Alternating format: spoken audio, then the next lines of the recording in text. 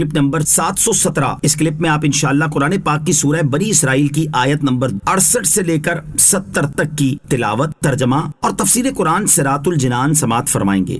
بسم اللہ الرحمن الرحیم۔ ترجمہ: اللہ کے نام سے شروع جو نہایت مہربان رحمت والا ہے۔ افأمنتم ان يخسف بكم جانب البر او يرسل عليكم حاصبا ثم لا تجدوا لكم وكيلا۔ ترجمہ: کیا تم اس بات سے بے خوف ہو گئے کہ اللہ تمہارے ساتھ خشکی کا کنارہ زمین میں دھسا دے یا تم پر پتھر بھیجے پھر تم اپنے لیے کوئی حمایتی نہ پاؤ؟ افأمنتم، کیا تم بے خوف ہو گئے، یعنی اے لوگو کیا تم اس بات سے بے خوف ہو گئے کہ تمہارے دریا سے نجات پانے کے بعد اللہ تعالیٰ تمہیں خشکی کے کنارے سمیت زمین میں دھسا دے، جیسا کہ قارون کو زمین میں دھسا دیا تھا۔ آیت کا مقصد یہ ہے کہ خشکی و تری سب اللہ تعالیٰ کے تحت قدرت ہیں۔ جیسا وہ سمندر میں غرق کرنے اور بچانے دونوں پر قادر ہے، ایسا ہی خشکی میں بھی زمین کے اندر دھسا دینے اور محفوظ رکھنے دونوں پر قادر ہے۔ خشکی ہو یا تری، ہر کہیں بندہ اس کی رحمت کا محتاج ہے۔ وہ تمہیں زمین میں دھسانے پر بھی قادر ہے اور یہ بھی قدرت رکھتا ہے کہ تم پر پتھروں کی بارش برسا دے، جیسے قوم لوط پر بھیجی تھی، اور پھر تم اپنے لیے کوئی حمایتی نہ پاؤ جو تمہیں بچا سکے۔ الغرض ہر حال میں اللہ عز و جل سے ڈرنا چاہیے۔ ام امنتم ان يعيدكم فيه تارة اخرى فيرسل عليكم قاصفا من الريح فيغرقكم بما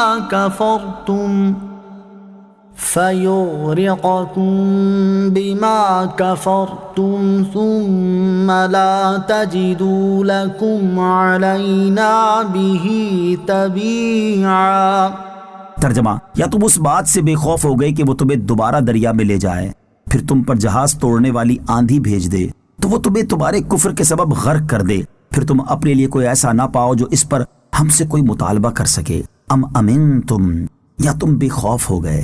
مزید فرمایا کہ سمندر کی مشکلات سے نجات پانے کے بعد تم دوبارہ شرک میں پڑ جاتے ہو، تو کیا تم اس بات سے بے خوف ہو گئے کہ اللہ عز و جل تمہیں دوبارہ دریا میں لے جائے، پھر تم پر جہاز توڑنے والی آندھی بھیج دے تو وہ تمہیں تمہارے کفر کے سبب غرق کر دے، پھر تم اپنے لیے کوئی ایسا نہ پاؤ جو ہم سے کوئی مطالبہ کر سکے اور ہم سے دریافت کر سکے کہ ہم نے ایسا کیوں کیا، کیونکہ ہم قادر و مختار ہیں، جو چاہتے ہیں کرتے ہیں، ہمارے کام میں کوئی دخل دینے والا اور دم مارنے والا نہیں۔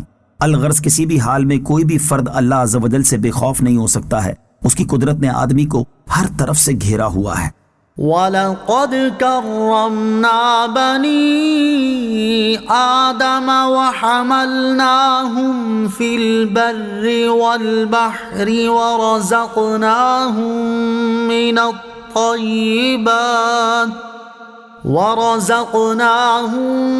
مِنَ الطَّيِّبَاتِ وَفَضَّلْنَاهُمْ عَلَى كَثِيرٍ مِّمَّنْ خَلَقْنَا تَفْضِيلًا۔ ترجمہ: اور بے شک ہم نے اولاد آدم کو عزت دی اور انہیں خشکی اور تری میں سوار کیا اور ان کو ستھری چیزوں سے رزق دیا اور انہیں اپنی بہت سی مخلوق پر بہت سی برتری دی۔ وَلَقَدْ كَرَّمْنَا بَنِي آدم، اور بے شک ہم نے اولاد آدم کو عزت دی، یعنی انسان کو عقل، علم، قوت گویائی، پاکیزہ صورت، معتدل قد و قامت عطا کیے گئے، جانوروں سے لے کر جہازوں تک کی سواریاں عطا فرمائیں، نیز اللہ عز و جل نے انہیں دنیا و آخرت سنوارنے کی تدبیریں سکھائیں اور تمام چیزوں پر غلبہ عطا فرمایا، قوت تسخیر بخشی کہ آج انسان زمین اور اس سے نیچے یوں ہی ہواؤں بلکہ چاند کو تسخیر کر چکا ہے اور مریخ تک کی معلومات حاصل کر چکا ہے۔ بحر و بر میں انسان نے اپنی فتوحات کے جھنڈے گاڑ دیے ہیں۔ یہ چند ایک مثالیں ہیں، ورنہ اس کے علاوہ لاکھوں چیزیں اولاد آدم کو عطا فرما کر اللہ عز و جل نے اسے عزت دی ہے اور انسان کو بقیہ تمام مخلوقات سے افضل بنایا ہے۔ وَرَزَقْنَاهُمْ، اور انہیں رزق دیا، یعنی لطیف اور خوش ذائقہ غذائیں دیں جو گوشت اور نباتات دونوں پر مشتمل ہوتی ہیں اور جنہیں لوگ خوب اچھی طرح پکا کر کھاتے ہیں۔ پکی ہوئی غذا کھانا بھی انسان کا خاصہ ہے، کیونکہ انسان کے سوا حیوانات میں پکی ہوئی غذا اور کسی کی خوراک نہیں۔ وَفَضَّلْنَاهُمْ، اور انہیں فضیلت دی۔ آیت میں فرمایا گیا کہ ہم نے اولاد آدم کو اپنی کثیر مخلوق پر فضیلت دی۔ امام حسن بصری رحمۃ اللہ تعالی کا قول ہے کہ یہاں اکثر سے کل مراد ہے، یعنی اللہ تعالیٰ نے انسان کو تمام مخلوقات پر فضیلت دی ہے، اور اکثر کا لفظ کل کے معنی میں بولا جاتا ہے، قرآن کریم میں بھی ارشاد ہوا وَأَكْثَرُهُمْ كَاذِبُونَ اور وَمَا يَتَّبِعُ أَكْثَرُهُمْ إِلَّا ظَنًّا۔ ان آیات میں اکثر کل ہی کے معنی میں ہے، لہٰذا ملائکہ بھی اس آیت کے عموم میں داخل ہیں، اور انسانوں کے خاص افراد یعنی انبیاء کرام علیہ الصلوۃ والسلام فرشتوں کے خاص افراد سے افضل ہیں، اور نیک انسان عام فرشتوں سے افضل ہیں۔ مومن کی عزت حضرت ابو ہریرہ رضی اللہ تعالی عنہ سے روایت ہے، رسول اکرم صلی اللہ تعالی علیہ وآلہ وسلم نے ارشاد فرمایا مومن اللہ عز و جل کے نزدیک فرشتوں سے زیادہ عزت رکھتا ہے۔ اس کی وجہ یہ ہے کہ فرشتے اللہ تعالیٰ کی بندگی پر مجبور ہیں، کیونکہ ان کی فطرت ہی یہ ہے، ان میں عقل تو ہے لیکن شہوت نہیں، اور جانوروں میں شہوت ہے لیکن عقل نہیں، جبکہ آدمی میں شہوت و عقل دونوں ہیں، تو جس نے عقل کو شہوت پر غالب کیا وہ فرشتوں سے افضل ہے، اور جس نے شہوت کو عقل پر غالب کیا وہ جانوروں سے بدتر ہے۔